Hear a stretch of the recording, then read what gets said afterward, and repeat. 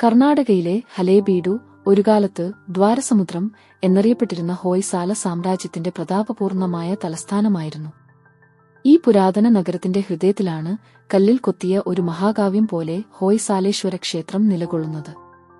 ഹോയ്സാലേശ്വരൻ, ശാന്തലേശ്വരൻ എന്നീ 2 ശിവലിംഗങ്ങൾ പ്രതിഷ്ഠിച്ച ഈ ക്ഷേത്രം ഹോയ്സാല ശില്പകലയുടെ ഏറ്റവും സമ്പൂർണമായ സൃഷ്ടിയാണ്. 12ാം നൂറ്റാണ്ടിൽ രാജാ വിഷ്ണുവർദ്ധനന്റെ കാലത്ത് നിർമ്മാണം ആരംഭിച്ച ഈ ക്ഷേത്രം നക്ഷത്രാകൃതിയിലുള്ള തറയിലാണ് പടുത്തുയർത്തിയിരിക്കുന്നത്. ക്ഷേത്രത്തിന്റെ പുറംഭിത്തികളിലെ കൊത്തുപണികളിലാണ് യഥാർത്ഥ അദ്ഭുതം വിരിയുന്നത്.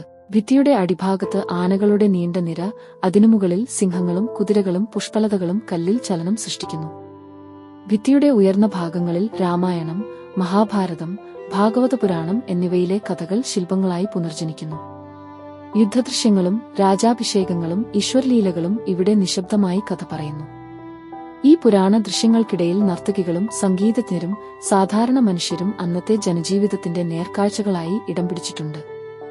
മൃദുവായ സോക്ഷിലയിൽ കൊത്തിയെടുത്ത ഈ രൂപങ്ങളിൽ ആഭരണങ്ങളുടെ സൂക്ഷ്മരേഖകളും ശരീരഭാവങ്ങളുടെ ലയവും അതിസൂക്ഷ്മമായി ആവിഷ്കരിച്ചിരിക്കുന്നു.